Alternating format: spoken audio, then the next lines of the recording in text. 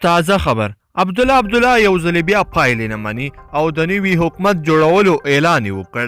د افغانستان د ولسمشریزو ټاکنو نوماند او اجرایه رئیس ډاکټر عبدالله د ولسمشر غني له بریا وروسته اعلان وکړ چې نوموړی ټاکنې نه مني بلکې بریا دوی خپله کړې ده او نوی حکومت به هم دوی اعلانوي.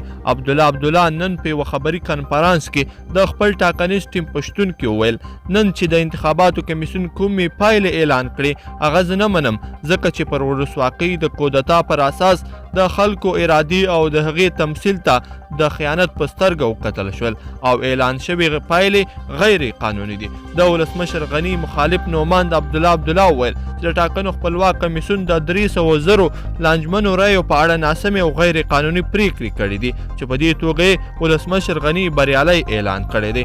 عبدالله او د ټیم نور غړو او سیاسي پلویانو یې په خبري کنفرانس کې وویل د افغانستان د ولسمشریزو ټاکنو اصلي او بریالی کاندید هغه دی او د ټیم بریالی شوی دی خو په ټاکنو کې فساد د هغه د بریا مخه نیولې ده او د ولسمشر غني بریالی اعلان کړی دی.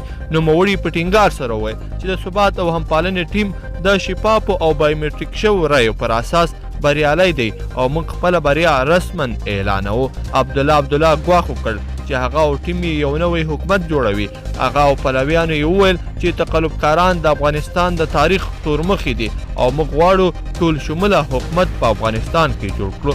د عبدالله وړاندې بیا ولسمشر غني هم خپله رسما د ټاکنو کمیسیون د اعلان وروسته خپله بریا ولمانځله او په ټاکنو کې د ولس په پاکو رایو د بریالیتوب اعلان وکړ. هغه د بریا د لمانځلو پر مهال خپلو پلویانو ته وویل چې نوموړی سیال نه لري او د سیالانو کیسه یې نوره رسما ورختمه کړه چې نن رسما خلکو ته معلومه هم شوه.